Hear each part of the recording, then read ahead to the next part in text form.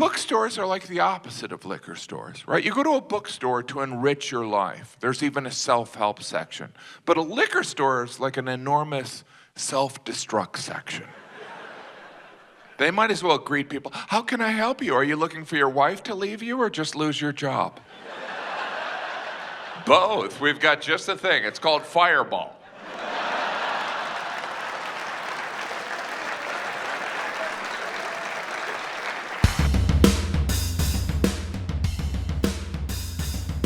Stealing road signs brings you back to a feeling that you can't get that high off of weed or alcohol. You got to. There is, I have my son. One of my sons stole a traffic sign, and I was like, "What the?" And you forget. And then he was, high. And what he did, he just turned around and he goes, "Where'd you get this?" And I was like, it was actually a sign that's hanging in my kid's bathroom. Really? Yeah, and I had told him that I had stolen it. Yeah. But that high of going and taking it, I'm in my 40s. I drove away from that pull off into those houses, and I was like, what is this, 1997? I feel alive.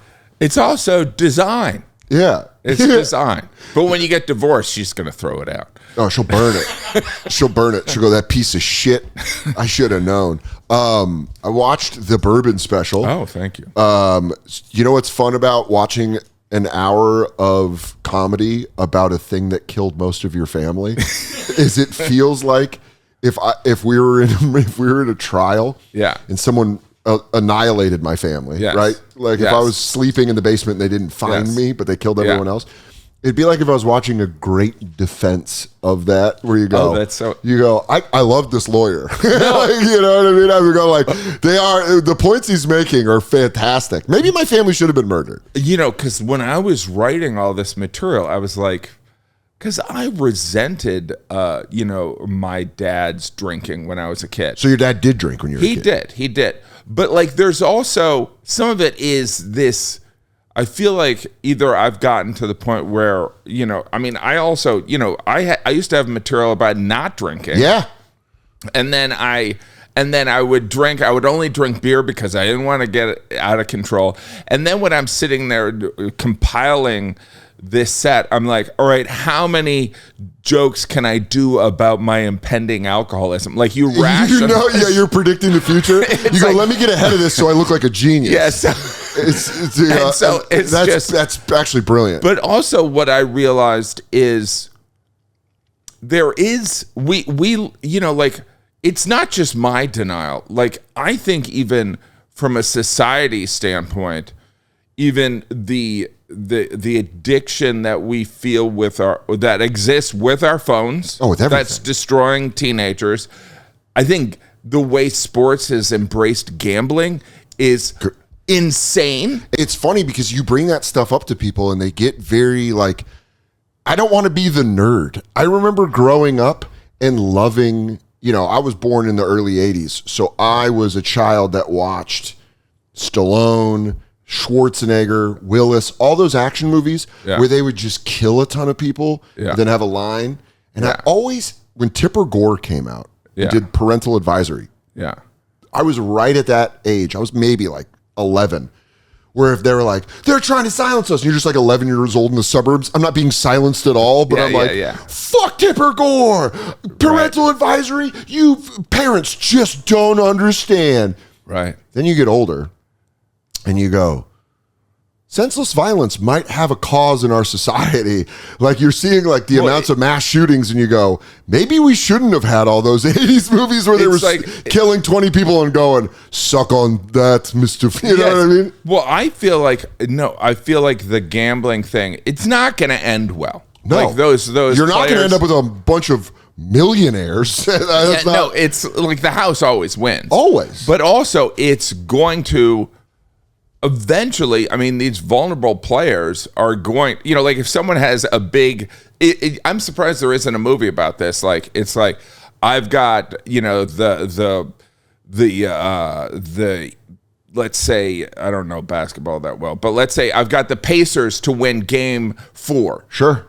Well, the thing is that they're probably not going to win game 4 unless we Nancy Kerrigan a player. Dude. And that's what's going to happen. I'll tell you, By the way, I should probably say it should be Tanya Harding, not Nancy Kerrigan. No, but Nancy Kerrigan. And shout out to my friend in 6th grade who did the funniest impression of her I've ever heard in my life that got me in trouble in school, where he's going, why? December 5th. That's a Friday. Vancouver, Canada. I'm going to be there. It's close to sold out, but we're at the Vogue Theater. Saturday, December 6th, Eugene, Oregon. I know it's the Big Ten Championship. I hope your Oregon Ducks are doing great. Off chance they're not, or the game's earlier in the day, why don't you come to the McDonald Theater in Eugene, Oregon. December 13th, Royal Oak, Michigan. Royal Oak Theater. I'm coming back, baby. I'm very excited. It's the last show of the year. We're going to have a hell of a time. December 13th, Royal Oak, Michigan. DanSoder.com for tickets. Don't futz around with those other websites. Go to DanSoder.com. Get your tickets from there, and I'll see you in Royal Oak. This original point of addiction is spread in our society in so many acceptable ways. As someone that grew up, you grew up with a dad that drank. I grew up around, my parents drank. My mom wasn't bad, but she drank. Yeah. Everyone around me drank. Both of her parents were alcoholics. And to accept that was like accepting a gay child in the 60s. It was like they didn't want to accept the fact that they were alcoholics. They're like, we're not alcoholics. Yeah. We're just fucking drinking. Yeah. Well, so it is like funny that you're writing these bits and you go, let me cut myself off at the pass. Yes, I have to, there has to be some self-awareness in this.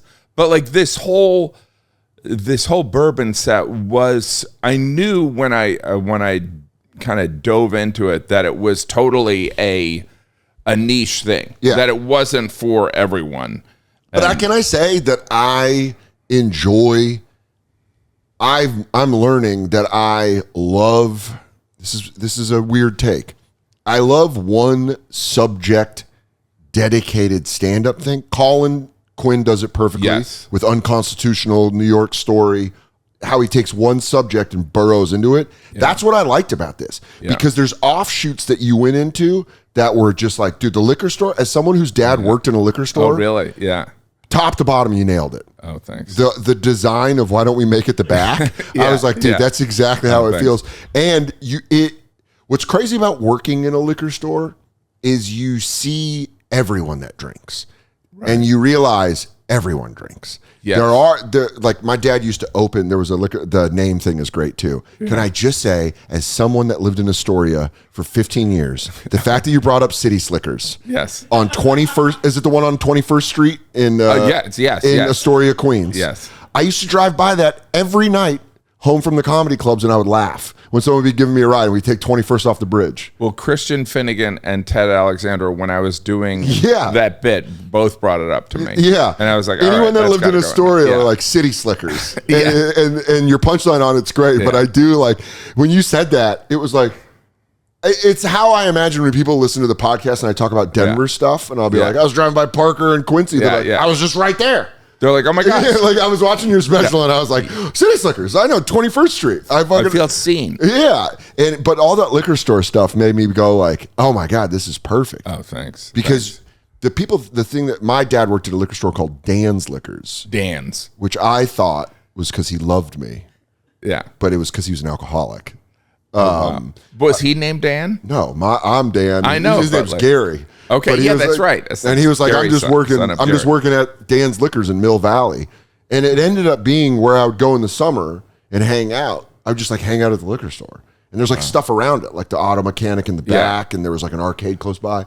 But watching people come into a liquor store is fascinating. I'm totally into the bourbon whiskey world, and it's just such a weird business that has yet to be a retail experience that has yet to be ruined by online shopping. Yeah. Like you can buy booze online, but like you can't do like Amazon. No. You know what I mean? So you have to, and it's also one of those retail shops where there's a lot of topics that I couldn't get, but I love how people that work in liquor stores, it's not necessarily required that they're polite. No. You know what I mean? I would actually say it's a benefit to them if they aren't.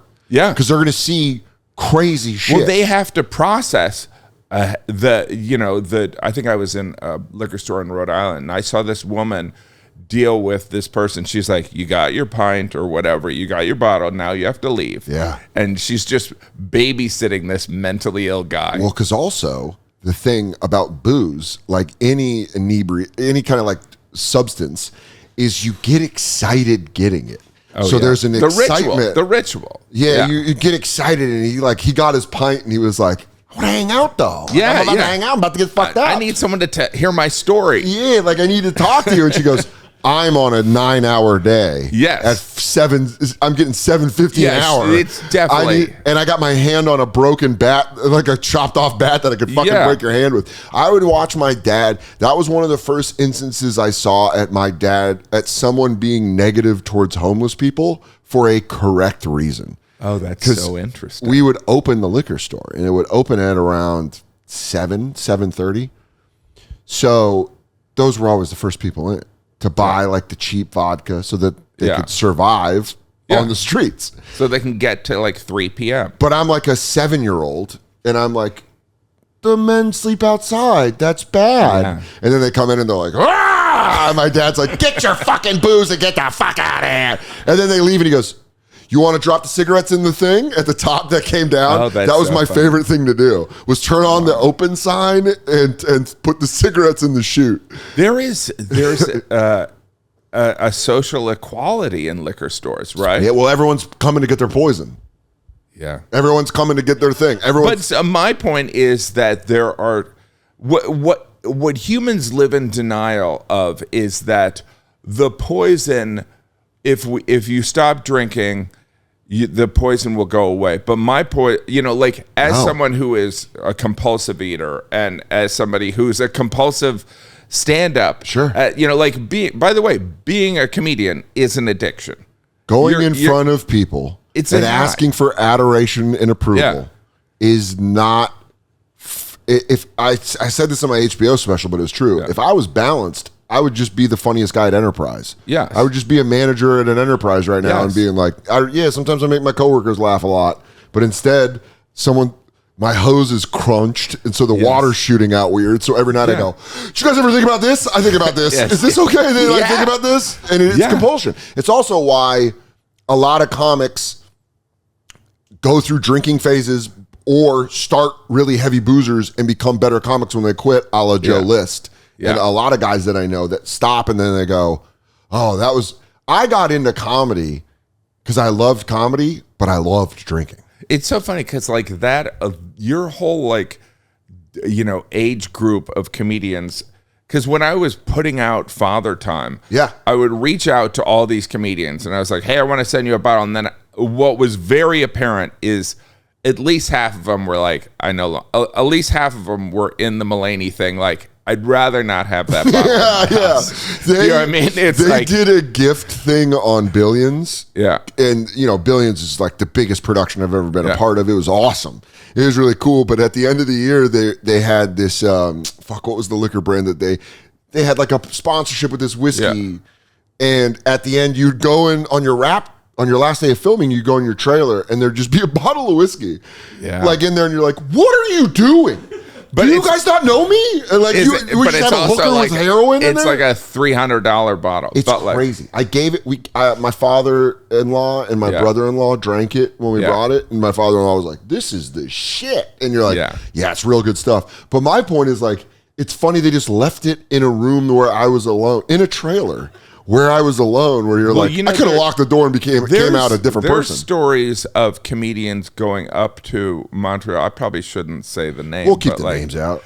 Where they went to Montreal, they had to remove the mini bars. Oh, yeah. Because they couldn't even have the mini bar in the room because it was too tempting. If you drink and you think you might have a problem, watch the movie Flight with Denzel Washington. Oh, yeah. If it makes you feel weird. He landed the plane upside down. He goes, I'm good for another 20 years of drinking. Yeah. But if that movie in any way makes you feel uncomfortable, look into your drinking. Because there was the moment where the mini fridge is banging, when he opens the door. And I was like, I felt like. And so, at least in the first 5 years. So wait a minute. So do you intentionally not stay in hotels that have I don't care now. I'm past it now. There does become a time where I just know. Also, I'm not sober. I smoke weed. Okay. It goes somewhere. This is the point you were making. That's the thing.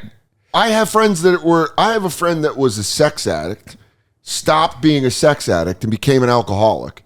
Quit an alcoholic, and then became a compulsive eater. And you're like, it's like that Bugs Bunny where he's just sticking his finger in the dike, and it's like sprouting out somewhere else. No, it is. And by the way, it's the human condition. I think it's the human condition. And I think it's also the arrogance of human society to think that business owners, you better be using Square. Today's episode comes from Square, the system powering, a bunch of businesses, haircuts, car details, running a design studio. If you got a business, you're going to want to start thinking about Square. It's a platform behind the scenes of many businesses you already love. Whether you're selling smoothies, cutting hair, fixing bikes, or running a boutique, Square gives them connected to system to take payments, manage inventory, run payroll, send invoices, all the stuff that you're like, how the hell did I do that? Well, guess what? Square does it.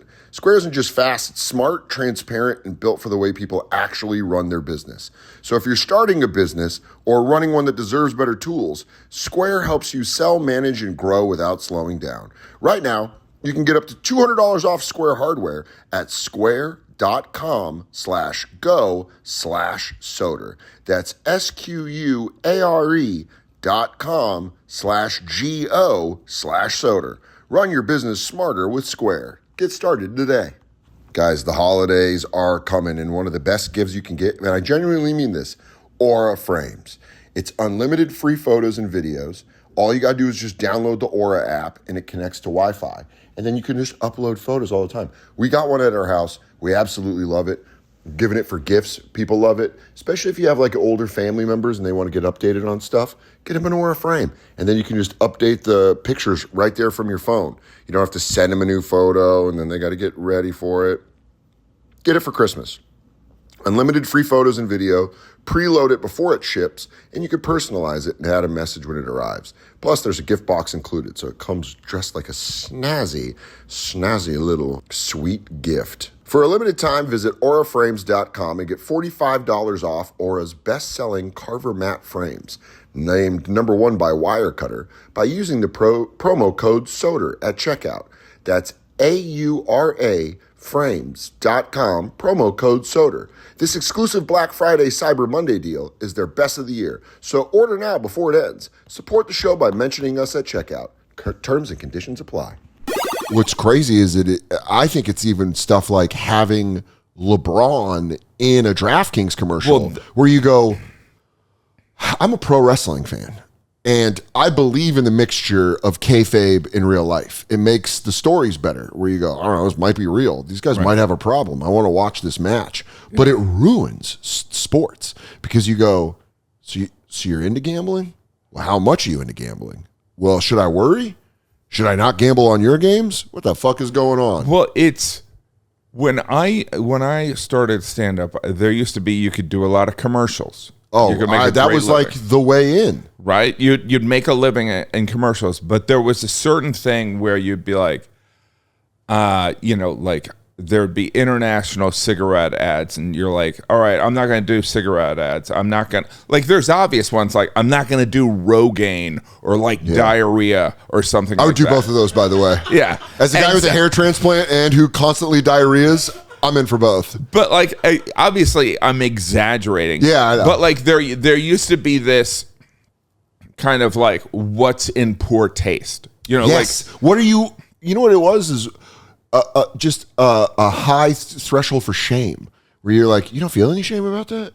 And that you would have to look at your family in the eye. And that's my whole thing is like, society is broken. Like how many benefits did you do for the legalization of pot? Like it used to be once a quarter. Yeah, dude, would be like, Normal would reach out. You know, like and they go, hey, you want to do a show? And you go, yeah. And they'd always go, it's 420 friendly. Yeah, and you go, it's like we're trying to help out. And I was like, and intellectually, I understand all the argument. And I also emotionally had hoped that New York City, this brilliant home of commerce, the financial capital of the world, they would at least tax it. Yeah. And with those taxes, they could sit there and get some kind of program where they could regulate it. But like, it's like, and I don't really care. My joke is like, it's great raising kids in New York City because you can't walk a block without smelling weed. I mean, it. By the way, that got turned on though. That got turned on by Colorado doing it the right way. Colorado in 2014, because it's a purple state where you have very blue big cities and then you have very red rural areas. How they got it to work was they said, okay, we're going to tax it at this level, and 25%, I forget what the actual numbers were, are going to schools and roads. And so it goes, and then they had like, dude, in 2015, they had the excess of like $127 million in taxes because of marijuana sales. Yes. And you go, well, then I better never feel a bump on I-75 when I'm in Colorado, or 225 better be smooth as fuck. And the thing is like, but I don't get a sense that that's what's happening in New York. Well, New York City was selling, like, as a weed smoker that stayed away from it. I bring my weed in. I don't buy, like, I won't go to a dispensary. I have started recently, but forever I would bring, because flying is no big deal. Yeah. They don't give a shit. And you go to like the West Coast, the way that New Yorkers talk about pizza and bagels, where they go, it's the water. I don't know what it is. You go to the fucking California, you can't get a decent slice. Yeah. As someone that's from Colorado, hey, New York, your weed is ass. I don't know if it's the water or the soil, but it sucks. You go to the West Coast and you go, this is fucking phenomenal. And when you say good, is it on a power level or just the quality now of experience? They've learned how to soup it up so it can be super powerful. I'm talking about finding a weed, like you smoke it and it's pleasant. And you just go like, I feel great. Kind of like the way Kentucky does with bourbon, where there's just like these certain areas. And I'll tell you, California, Colorado, and the Pacific Northwest just do marijuana better. It's because of the altitude, the climate, how everything's grown. But you come to New York and it just feels like New York. Really? It feels stepped on. It feels very like, yo, you want sour diesel? And you're like, I hate to do this to you, New York. You're the best in a lot of things.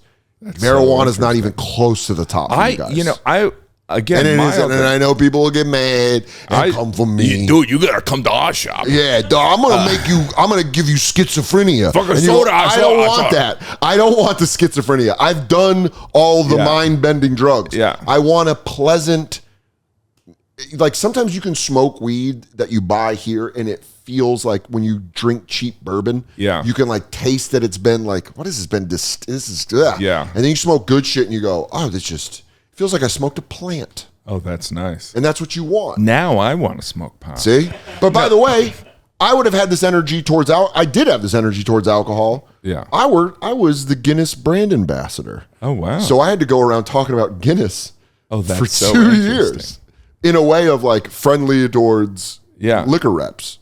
Yeah. Which are a special breed of hell that you probably have to deal with. By the way, one of my best friends is a liquor rep and I love him to death. But there are guys in that business that... No, well, I love the whole, because I dove into the whiskey world and, some of it is like I was interested in it anyway, but like it's all self-assignment. So you sit there, it's like people think like, oh, does Netflix come and knock on your door and say, hey, in 6 months we want a special? No, they don't. Yeah, you gotta go. You gotta go fight them. You gotta go do it, and then they'll see it. So it's all self-assignment, even from the.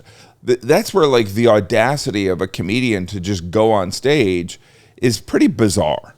Yeah. Right? It just doesn't make sense. Fermenting anything is bizarre. Yeah. It's in the same realm. You know what I mean? It's the self-starter. It's the exact same thing you were saying about it's a self-assignment for stand-up with bourbon. Because the thought of like, that's why I always knew that it's like a human condition thing when you find out guys get good at making prison wine. Oh, yeah. And you go, I would get good at fermenting shit if I had to... Absolutely live in a cell. And obviously men and women, but like the whiskey world, the whiskey nerds, how they some of it, obviously alcoholism is a very serious thing, but what hopefully I identify in the bourbon set is that there's another level, which is a geekdom that is separate from the fact that it's a poison that, I'm there Irish, is that's crippled an entire island. You know what I But mean? you know how you're talking about how like society is broken in every way. These are one of those broken things where it goes, yeah, but I'm a diehard football fan, and I watch these hits at home eating snacks, and I go, ooh, and this guy's got brain damage now. So you can separate yourself from the fact that you go, well, I know this is bad, but I like it. You know what I mean? Yeah. It's like there is like this. I think what has happened is this complete bailing on accountability. This like bailing on like, yeah, I know that kind of sucks. It is interesting. The It kind of CTE sucks, thing, and I people, do it. Like there was they had like a decade where people were like, this is incredibly dangerous. Yeah. Look at Jim McMahon. What has happened? Yeah. And now people are like, yeah, well, that's the cost of business. Exactly. I was just going to say that. I was just going to say, well, that's the cost of business. And there really is a lot of that in everything where they It's go. an abdication You know of what else they're doing responsibility. it? You know what else they're doing it with? Yeah. Plastics and water. Yeah. Where they go, Right, hey, yeah. man, sorry, you got a spoon in your brain now. And you It's go, like- no accountability at all? No. Like, we're trying. Maybe move the different kind of... But we also are all guilty of it. Like when we're microwave something in plastic and we know we shouldn't, we're like, yeah, fuck, I don't want to put it on a paper plate. Yeah. And I'm guilty of it just like anybody. I go, yeah, but a bottle of water is so easy just to go like, can you grab me a bottle of water out of the They fridge? gave up on that, that we got to get rid of all these bottles. Folks, we got to get rid of all these bottles. Yeah. And then it's like, all right, we tried that. Let's move on. Straws too. Turtles made a real push, and then that was like honestly. What about the owls? The owls, people. All might have right, been- time to move on. That might have been if there ever was a right wing turn on me, Yeah. it would have been the straws for the turtles, because I was going like plastic straws are the only thing that makes sense in this world. Yeah, and of all the shit that happens in this world, Yeah. plastic straws. And when I went to fucking get a paper straw, I'd be like, you piece of shit! It's just the cardboard from a toilet paper roll Yeah. that unravels in my it drink. tastes like the paper. And you put it out, and when you see the wood straw, the paper straw dancing in your fucking McDonald's Sprite. You see all the color, the dye coming off. Yeah, of and it. it's like all unraveling, and it's doing that thing with its weird cardboard fingers. Where you're like, get the fuck out of my drink. So what do you think? All right, now I want to hear your predictions of what is the comedy boom. Is it slowing down? Mm-hmm. It's I'll tell you that as a fan. yeah. I'm still a fan of stand-up. Yeah. And I try to preserve that as much as I can. I still love this shit. I still like love watching, like, it's not lost on me that I like that part is that sounds like some corny fucking award speech acceptance speech, but it's the truth. I'm just it's a like, fan. I just love it, man. It's like Dirk Diggler and Boogie Nights, where he's like, let's just keep rocking and rolling. But it really is like, I won't watch Rock at the Cellar. I won't watch Chappelle at the Cellar. I won't watch these guys because I want to see their specials. I don't want to watch Louis. I don't want to watch you. I don't want to watch Bill Burr. I want to see your that's hour, interesting. because I know you're at a point in your career where you go, I know when it's done. I don't want to Right, go in the right. kitchen and watch you cook it. I just Right, want to sit right. at a table and have it put in front of me and go, I love the way this guy cooks. That genuinely is what I do. And I'll tell you is I'm a fan of stand-up. It's overexposed. It's overexposed. And that's why we had a deal. We were going to do a thing on the podcast where if we talked too inside baseball, he was going to taser me. Oh, that's so interesting. But I bought a taser, and I bought one that was too big, and it'll give me a cardiac arrest. So if you have any ideas of how we can go around this, go off in the comments. But it's kind of what you're talking about the shame of like doing too many commercials. I think comics were going like, oh, well, we're making money doing podcasts. Oh, we're making money doing stand-up. I think the reversal of it, and I felt this way watching your special, Teach for America needs to start taking stand-up comedians and making them be public educators for 2 years in one subject. So like the way you learned that's about bourbon, interesting. like I'll go learn about the War of 1812. Yeah. Then they'll put me. there are a lot of comedians with history. Shane's got a history degree. Yeah, well, Like, also Giannis and Colin Chris. Quinn. Yeah. There's all these guys that I know. But if you put us, you go, you know what? You get that theater tour. It's the most money you'll ever make in your life. And then the next year, you're in New Orleans in the 9th Ward teaching the War of 1812. But stand-up rules. Yeah. So you get to be funny. So you get to make these kids laugh while you're teaching them. And also, they get out of line, it's heckler rules. So you get to go sit down. You can't even read at a 4th grade level. Look at this fucking idiot. This fucking idiot sucks his thumb. Look at this guy. I caught you sucking your thumb twice. And then you heckle them. So they're in it.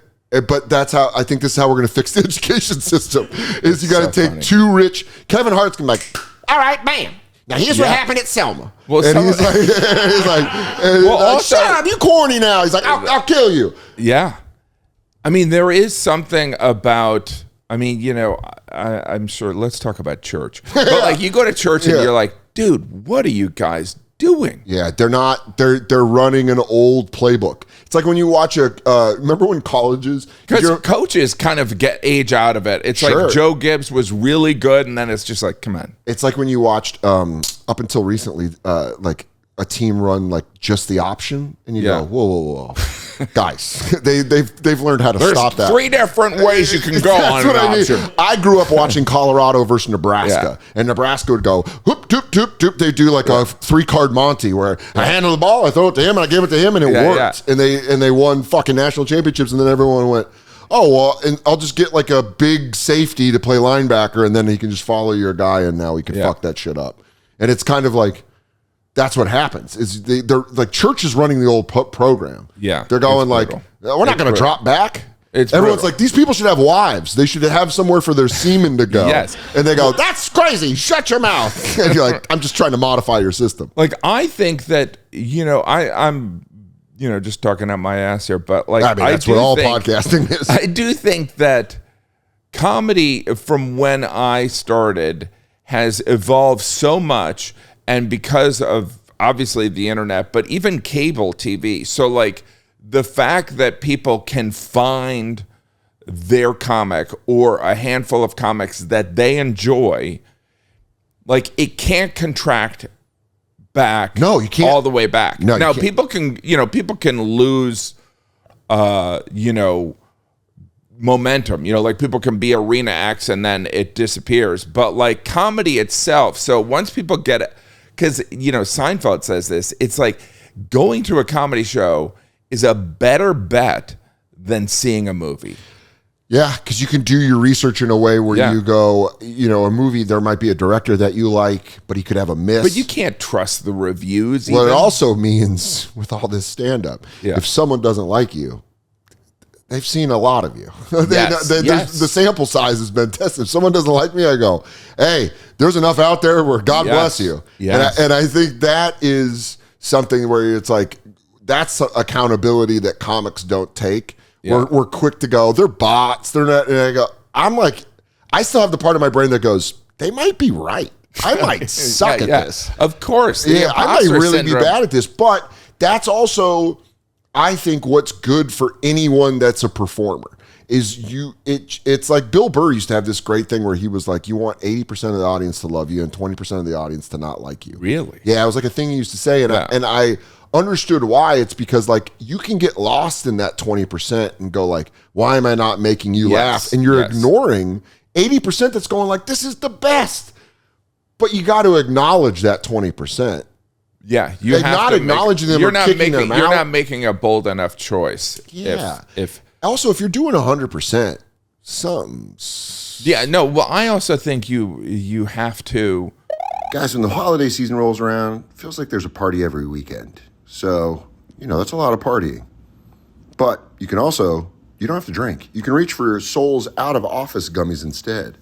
Let's get that, you know, low vibe gummy energy. Soulness is a wellness brand that believes feeling good should be fun and easy. Soul specializes in delicious, hemp-derived THC and CBD products designed to boost your mood and help you unwind. Their best-selling out-of-office gummies were designed to provide a mild, relaxing buzz and boost your mood.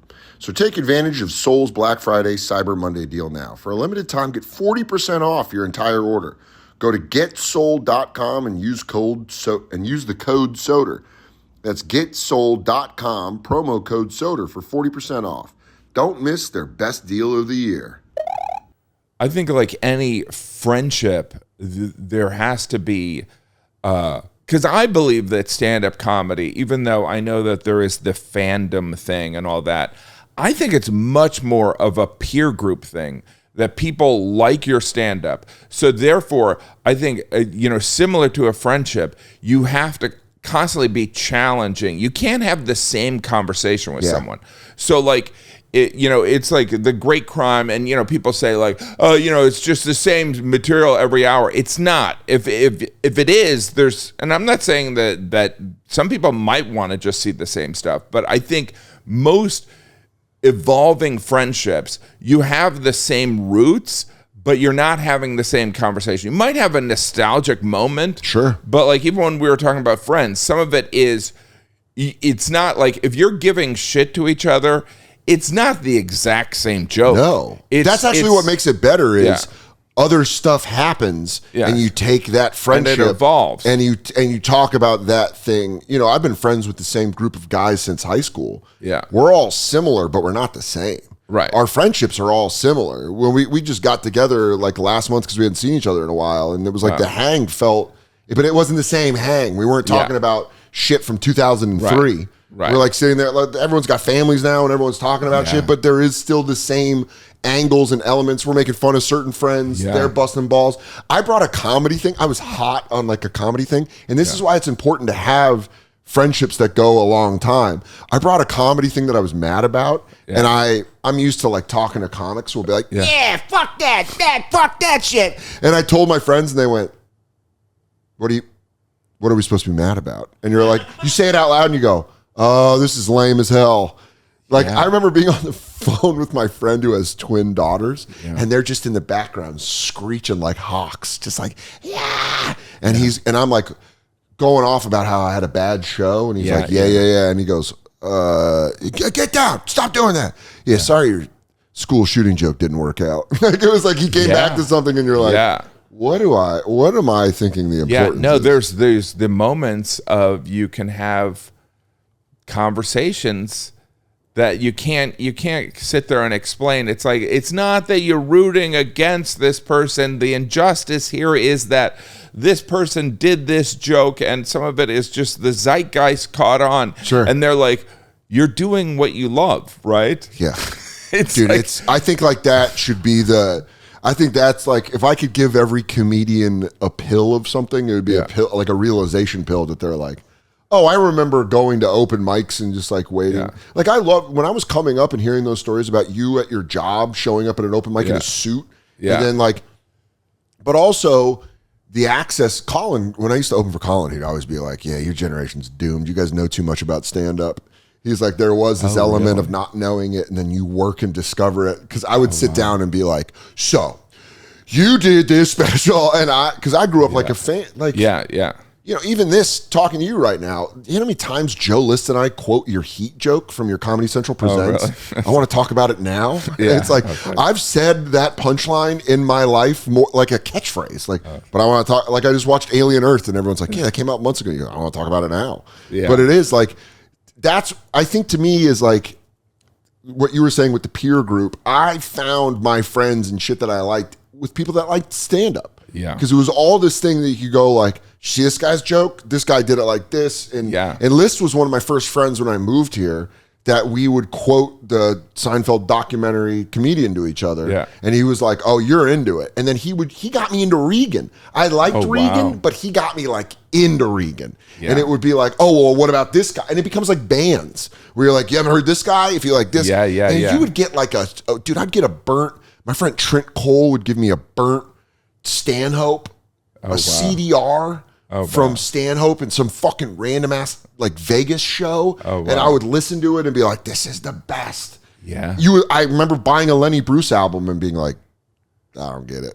And then feeling like, am I dumb? Am I dumb? And it's like, you know, it's so interesting because then if you listen to the Lenny thing at a different time, you'd be like, oh, wow, this is. I bet if I listen to Lima, Ohio right now, I would be like, oh, I get it. Yeah. But when I was in my 20s, but you know what I liked in my 20s was Bill Hicks going like, the government's fucking, and you're like, that is. What was crazy is I remember when I started in Arizona in 2004, and when I moved here, at that time, there was a lot of open micers trying to be either Dane Cook or Doug Stanhope. Oh, wow. That was you saw like hot guys doing over exaggerated movements. And you saw guys that look like school shooters going up there with a notepad being like, the war in Iraq isn't right, you know, and you'd go like, oh, 20 years from now, you might be able to do these jokes. Not right now. Yeah. Just watching guys at Mike's do fucking 9/11 bits that would fucking bomb worse than the towers did. It was like fucking wild, dude. It was wild. I remember seeing, because when I started with Geraldo, yeah, it's so funny because Geraldo wanted to be, he wanted to be Brian Regan. I wanted to be Attell. Really? Yes. Really? And at that's one point, crazy to me because if I were to put that puzzle, switched. Yeah. And then what made it switch? Some of it is, you know, you have to, and you know, I know authenticity is used a lot. It's like, what is real for you? Yeah. What can you do? So in other words, it's, you know, and what are the opportunities? So you know, Greg and I at open mics. God, yeah, he was working at the law firm, and you were working at your job. Yeah, and so like, but it was this. I would say shift. your class was our favorite. Like, yeah. You're what we latched onto. Good Day to Cross the River. I still listen to it once a year. Yeah, and so it was just. So he wanted to be like Regan. He wanted to be like totally fluffy and light. Not that. No. He wanted like to be the silly. Animated. I mean, well, some of it is like, you know. By the way, if you could like Brian Regan live in a theater, and by the way, in a comedy club, is like still one of the most amazing things. You know who he reminds me of is BB King. It's just like BB King. Up until the day he died, they'd be like, go into a room and watch him perform. Yeah. He'll blow your fucking head up. Like, yeah. He'll blow your wig back. And so, like, the whole thing with, but like, Attell, it was the sheer, like, the stuff that Attell would do, because he would go on every night with at least 5 new minutes. Yeah. And he would never do those jokes again. And people would be like, comedians would be like, okay, I'll take those. You know, I remember Mike DiStefano. Yeah. We were at a show at Caroline. I was just like an open micer hanging out on the peripheral. But Mike DiStefano was smoking a cigarette in the bathroom at Caroline's. And he goes, I'm telling you, I'm waiting for an accident. Because if Attell goes down, I'm taking all those jokes he doesn't use at the cellar, and I got a new hour. It was just so like, he was just very like matter of fact about it. He goes, I'm waiting for an accident. Because there's about an hour that he doesn't fucking touch that everybody wants. It's so. But you know what's interesting is because stylistically, you're right, how it swaps. Yeah. But now that I'm thinking about Geraldo bits, there are Regan-inspired deliveries. Yes. The yo, Monica, you got AIDS, yo. Where he's like, is that how bad our... And then it comes down to like a Greg where it's very smart. Like, is that how bad our healthcare system is? And then he goes big and like, well, I don't know. And it's like, oh, yeah, I can see that. And, you know, it was very interesting when Greg... Because now the roast thing is totally... You know, like totally standard and also just like premium. But there was a time when it was just this kind of niche thing that Jeff Ross or Jeff Lifschultz at the time was doing. Yeah. And it was one of those... Like at the Friars Club. It was a very unique thing, but he kind of propelled it, obviously, to make it huge, and now it's this standard bearer, right? When Geraldo was doing it, there was a little bit. I was like, that's interesting, and it wasn't a snobby thing. It was just kind of, but it was such a great outlet for him because he was obviously the killer. You know, my God, Nikki and Amy got a breakthrough on there too. Nikki's fantastic at roasts. Jesselnick, but Geraldo was the guy where like every roast you were like, I'm excited to see his set. And he was not a put down comic. No. You know what I mean? And so it was you watch his stand up and it's so different from the roasts. And obviously like you know, he was friends with Jesse Joyce, who I love, fantastic comic, and a guy that helped him with those roast jokes. Yeah. And what was interesting is, especially with my generation of comedy, you're like talking about how it was this odd thing. Yeah. Roast battling got huge. Yeah. For a couple years. And I would always compare it to the dunk competition. Where you're like, it's like slam dunking, where you're like, it's so cool when guys can do it. Yeah. But that does not necessarily translate to them being good at basketball. Yes. So there are guys, and so it's interesting because like Geraldo was like a guy who was good at basketball that could just fucking win the dunk competition every year at the NBA All-Star game. Absolutely. And you're like, oh, but that's the closest analogy I can find. Where it was like, people were doing it, but in ways where you go, well, it doesn't really seem efficient. And then like now it's blended into stand-up so much that you go, it's a part of it. It was the number one thing, that Tom Brady thing. Yeah, that Tom Brady thing was massive. It was like a massive, you know what's weird about that is it's one of the only things I've seen in the last 15 years that like a Seinfeld finale, people go like, do you watch the Brady roast? Like it brought back water cooler talk for like a week. I wonder, because also looking at Tom Brady's face, like he was like, this was a mistake. Oh, yeah. Right? Oh, yeah. And he did not like it. He's also a guy that has to have that kind of confidence or he's going to get killed. And why? Like why did he do it? Fame. Because I think what happens is he gets big off football. Well, then football goes away and you're like, well, I want that light. And they're like, how do you do it? And they go, how about the biggest event of all time? And you go, we're going to have a bunch of dorks taking shots at you. And he's like, fine. He goes, these are nerds. I don't care. And you go, well, Tom, here's the thing. Your whole life you've been fucking Victoria's Secret pussy and winning championships. Yeah. These guys have been thinking about mean things to say to you. You know what I mean? But how do they outdo that? I mean, I remember even when they were doing the roast and they had like Alec Baldwin, they had a Donald Trump roast. Yeah. They had just everyone.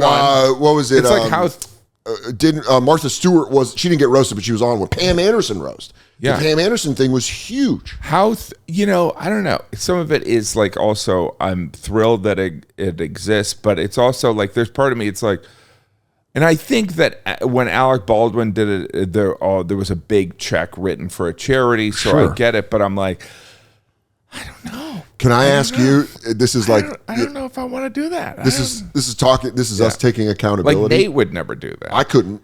Oh, be roasted? Or like when you guys were like when we roasted Nate. We had a roast of Nate at the Creek in the Cave. But that's when it was fun. That was when it was different. That's when it was friends on friends. And it was brutal. We did a Giannis Pappas roast at the Creek.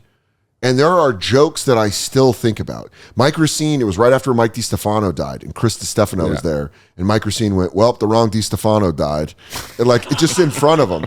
And then he went, Mike Racine's joke, he was like, I love the Creek, but Rebecca Trent is a lot like Lenny Bruce. People tell you it's important, but then you listen to it and you go, I don't get it.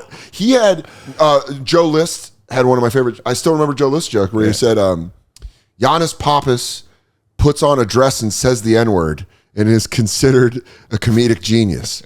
In that case, my mother is a comedic genius. And it was like all these jokes. I remember Michael Che bombed. Michael Che was so hot at the time, and we were all friends. He was coming up the creek, but he was like the new guy that was really killing, and he didn't write.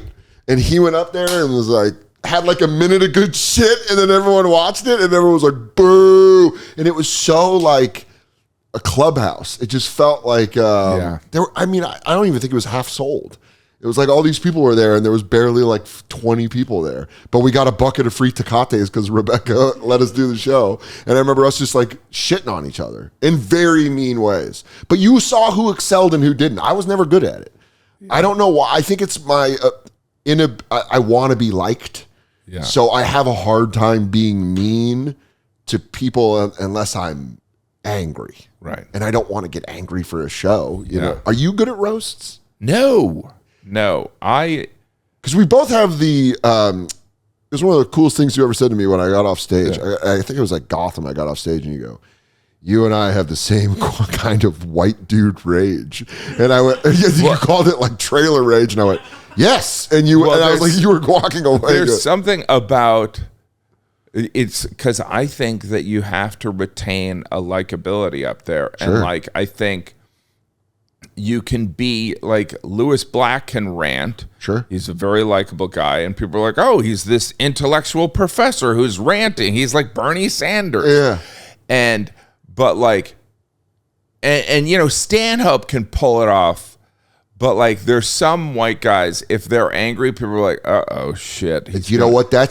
He's gonna beat a woman. That's probably the explanation of why so many guys were trying to be Stanhope. It was because he was saying such smart shit, but with the air of a guy at a bar that you're waiting for your drink and he's telling you and you're going, Oh, I didn't know they put that in the water. You go, another round? And you're like talking to him, and you go, I'm not threatened by this guy. Right. I'm waiting for my drink. Yeah. But you're right. Certain white guys, you get mad and they go, can pull it off. Burr's great at being angry on stage. Yeah. He can simmer on stage. Well, Burr is like, it's like he's mastered a seemingly toxic statement. Yeah. And then he unravels it. Yeah. And he gets the majority of the audience, but there's some people that are still bitching and moaning. I love it's it. a genius. It is. Yeah. It's word Houdini. Yes. He's like word Houdini, Yeah. where he's like, I'm going to put myself in this straight jacket and dip myself in water. Women shouldn't vote. How's it going to get out of this? And then like 4 minutes later, he's like out. And he goes, "Ta-da! See, you know what? Dumb like horse." sometimes you'll see like Conan clips where of Burr, like back in when he was on the Conan's TBS show, where it was obvious they'd called him and they're like, "Bill, can you do Conan?" He's like, "Yeah, I'll do it." And then they're like, so it'll be like someone, he just makes a choice. He's like, I don't like Bill Gates. Yeah. I remember that. He'll just go on, and some of it is he's so smart, he can find an angle, but it's almost kind of like, if he had waited a month, he would have found this perfect, clean thing. Yeah. But like, he was so comfortable and so used to, I think that his podcast was very instrumental 100%. in him kind of articulating ideas. I used to listen to it all the time, and he'd rant, and I'd go like, "Yeah, that's it. That's the exact point." And he that's would why he just does trim it down. find stuff. Because I remember the Bill Gates stuff. The thing that always made me laugh, something that he pointed out that I never thought. He goes, "And it'd be eating a pretentious fruit like a pear with no shoes on." And you're like, "It's exactly how I'd picture a pretentious tech guy." Yeah. Building a phone. Yeah, like that's always my favorite thing. It was always like Chappelle, whenever he would come to the cellar, I would watch Chappelle talk about places people were from in a way that was funnier than anybody I ever saw do it. Wow. I remember this guy was like, "Yeah, I'm from Singapore." And Chappelle went, "Damn, so you landed and bought all the bubble gum, huh?" And he did like a chomp, like, and you're like, that's so smart. You need to know that it's illegal to chew bubble gum in Singapore. Yeah. And he was doing it. And it was like this act out that it was like me and 3 other people that like lost it. And I was like, that's the best. Because he just is like, when you watch people do like like Nate used to call me and like bitch about something. Yeah. And like 6 months later, it'd be like a 7-minute bit. Oh, it first happened where he was watching 60 Minutes and he's like, people are buying tigers? And I was like, no. And he's like, I mean, that's like worse than guns. And then the next thing you do is you see it and you go, oh, that's fully fleshed out. Like he talks in fully fleshed out bits. Christmas, he called me and he was like, my mom doesn't have grape jelly in the refrigerator. He's like, that's ridiculous. And I was like, it is ridiculous. Everybody has an old grape jelly in the refrigerator. Yeah. And then it's on his special, and he's like, I changed it to ketchup. But it's beat for beat his points that he was making to me in conversation. Which is back to our point where it's inspired by anger, but making it palatable. Yes. Whereas like for someone like Lewis Black, he yells about it, and it's the hyperbole of his reaction that works. But for like white guys like me, you, and Nate, we have to sit there and we have to find a comfortable thing. Yeah. Where like when Nate talks about his wife, it's like, it's a finished bit. Yeah. It's like, but he's so smart and socially nimble. Yeah, well, he can go in between. I know he loves his wife, but he's frustrated as hell. And it only works. And that's like me complaining about my kids. It's like, if I wasn't present and I was like, these kids that I see once a year, that wouldn't be as funny. Yeah, as like, going like, I see them a lot and I'm annoyed by them. And that was kind of like, was similar with like, I even now have a bit about my grandmother, but I had like multiple bits about my grandmother. It's because like, well, I was helping take care of her and all this stuff, and I love her but she does shit that makes me, of course, pretty angry. You go, I need to put this somewhere because this sucks. And that's why this joke that I'm doing now about her dying, it happened in real time. And you do get to this age of doing stand-up where you go, like this thing happened and my cousin Lisa was like, this is going to be a joke, isn't it? And you're like, oh, 100%. Yeah. Almost. And then she saw me do it at the Columbus Funny Bone and she was like, that's exactly how it happened. Yeah. She was like, I remember talking to him about it and this is exactly, and you're like, yeah, because I was upset. It came from a place of being upset, angry, sad, and then sitting with it for a while and going like, you know what I noticed about that? And some of it is, it's the anger thing, but it's also the obsession thing. Because there was a moment where, because my wife and I started drinking bourbon during the pandemic, and then it came a point where I was doing material on it, and she goes, "Can't we just keep the bourbon just like that? We have this moment. Funny. Why do you need to harvest everything?" Katie and I had it's kind of like Kanye West. Didn't he write that poem for Kim? And then he's like, I need that for the song. You know what's funny is when during the pandemic, I was doing Bonfire. Yeah. And sometimes I would bring up jokes that Katie and I, she's hilarious, that we had come up with in our house, like bits, like house bits. Yeah. And she'd go, can we keep the house bits? Oh, that's interesting. And I was like, you know what? That's very fair. And she's like, it's funny. Sometimes but it's also sometimes that's our stuff. And then there's been times where I try house bits and they don't work out of the house. And then you feel real dumb. And you go, oh, fuck. This was cutesy and fun with me and my wife. I didn't know I love this that house bits. That's a brilliant thing. Yeah, I mean, we just have a lot of house bits. There are like bits that we do where we go, well, we'll like when we're at Thanksgiving with her family, we'll like call back to our house bit and no one else will get it. And you go, there's house bits and then there's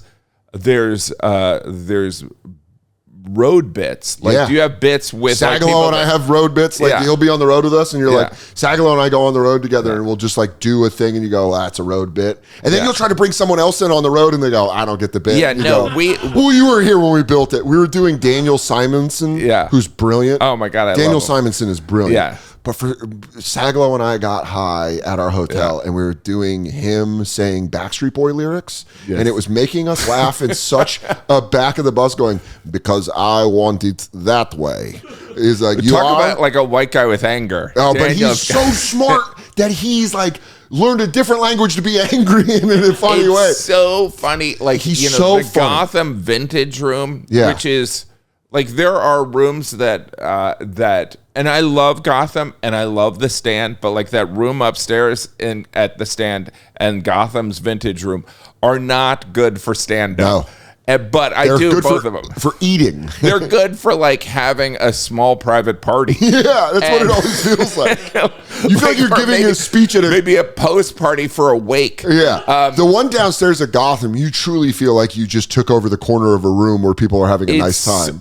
And you know, every comedian, it's very familiar because you start in those rooms. Yeah. But like, but Daniel, seeing him go on because it's so interactive and seeing him doing this brilliant stuff and the audience not understanding it. Yeah. And then him suppressing the annoyance with them and them climbing on board. But like, there's the show bit that, you know, like with Ted Alexandro, like, and Matt Owens, who I opened, you know, on the road. Ted. I love Ted. They'll, you know, like we'll get to the venue and Ted will be like, "Does Baby want a coffee?" And I'm like, "Baby wants a coffee." Yeah, that's it. You know, that's so it's always like, the fun stuff. And it's like Baby needs a sleeve because it's just like I've told the story before on the podcast, but it's true. When Shane used to go on the road with me, we had a bit where he was like, "What's your fucked up thing?" He's like, you're just like a nice guy. You smoke too much weed. That's your thing. He's like, I don't believe that's your thing. And then it was our running joke that I would go into cities and go under bridges and jack off homeless men. and then we did this voice where he'd go like, whoa, hey buddy, I was asleep. What are you doing? And then Shane and I would laugh and going like, oh, whoa, hey, slow down. I'm about to lose it. And so we'd make each other laugh. And then I was taking this vacation and the video game Red Dead Redemption 2 came out. And Shane calls me and he picks up and he's like, dude, have you played Red Dead Redemption 2 yet? And I'm like, no, I'm gone. I'm coming back next week and I'm going to play it. I bought it. So I'll play it. And he goes, dude, the main character is our homeless jerk-off guy voice. And I was like, what do you mean? He goes, Arthur Morgan is our homeless jerk-off guy voice. And then you play the game and he goes, well, damn, Josiah. I didn't. And I was like, it is. I played it. I called him. I was like, it is. So it was like a road bit that became into like the zeitgeist in a way that we're like, Arthur Morgan is our homeless jerk-off guy voice. Well, hey, buddy, your hands are pretty cold. We would do that. Oh, geez. We would do Bay Area rapper E40 as a sex pest. I don't know if you know who E40 is. He's a black guy with a very specific way of talking, but he rhymes. He goes, ooh, my name's E40, and like the way he talks. But we would have him doing like gross porn convention things where he's like, ooh, I saw Jenna Jameson and I gave her a doll made out of her hair. And we're like, oh, but we were doing like creeped out E40. It was the thing that we would try to explain to other people and it just would like bomb in front of us, but we go, it's still a good bit. Yeah. Road bits and home bits. House bits. House bits, road bits. You need them. And by the way, this is what people that's at also work. When I was a waiter, Yeah. I always had like 3 different bits with one of the runners. One of the Mexican runners, I convinced this girl. They'd be like, "Ooh, fuck it," and then I went, "Dude, that's my sister." And then he was like, Francisco was like, Mira, I'm so sorry. I didn't know she was your sister. And I was like, no, I'm fucking with you. You ain't my sister. And then he'd be like, I fucking. And the rest of the time, I'm like, no, that's my sister. And it'd be like our bit. Yeah. Where he'd be like, tell your sister I love her. And then in 20 years, he's going to come to you and go, that's my sister. And you're like, who the fuck are you? And I go, get away from me. I go, I support him. Support him. I just melt down. You're not eating me. All right. What is going to happen? What is America going to look like in 6 months? 6 months, who fucking knows? I don't even know. I do feel in the next 10 years we will see important people get elected that have had to worry about old podcast episodes, which will be very funny. I wonder where they're going to be because that guy in Maine, right? Yeah, that got the tattoo removed, the Nazi tattoo. But the right has no purity test, and the left is kind of like, wait a minute, did you say?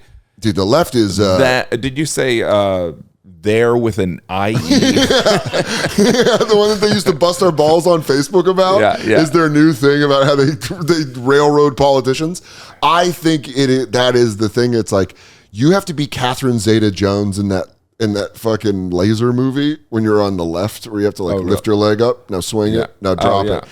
And like that's the difference is the left is Catherine Zeta-Jones and Sean Connery going, do a sexy dance to get a little piece of jewelry.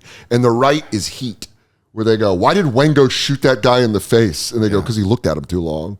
And you go, okay. It's like you're either the shootout from Heat politically, or you're in the fucking, or you're just in the middle going, I love heist movies because they all fucking. I think there's going to have to be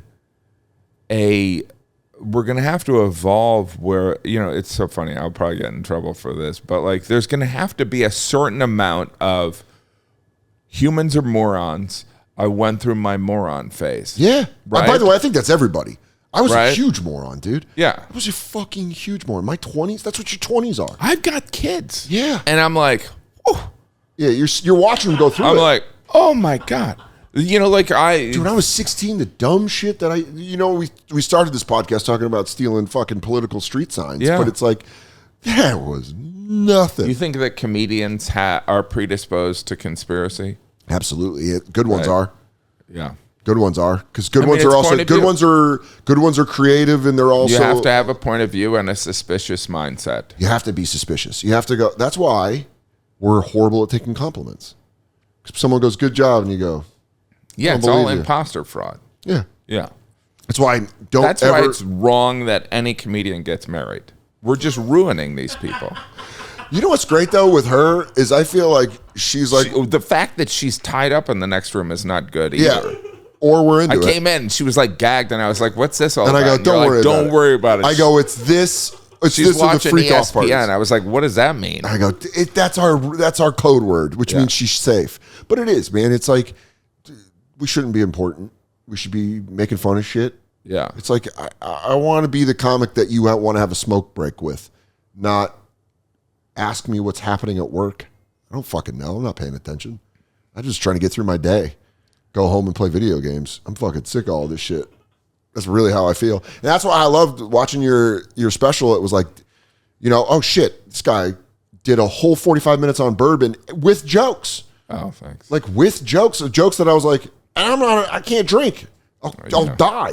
But I go, dude, I'm telling you, there were parts where I was like, Oh, hell yeah. No, There I are don't parts want where that. I was like, I don't want. That's why I had that joke about it. It's like I don't want because I understand it is a struggle. But you go like, I don't want someone to drink. I don't want someone to. they go like when you know what you're doing when you're going like there's like Irish whiskey and there's Scotch whiskey and you're going.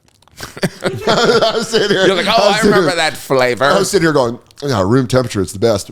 The cold beer. But also, what's great about it is someone that doesn't drink, immediately when you were in the liquor store stuff, I mean, for me personally, I was just like, oh, this is my shit. Yeah. When you're like, I am going to talk about liquor stores. If I would have been there, I'd have been like, yeah, I want to know about it. Because it is. It's great. Check out the special. It's on YouTube. The link is below. Jim Gaffigan is one of the best comics of all time. I can't thank you enough for coming on the podcast. Thank you so much. Appreciate it. Cool.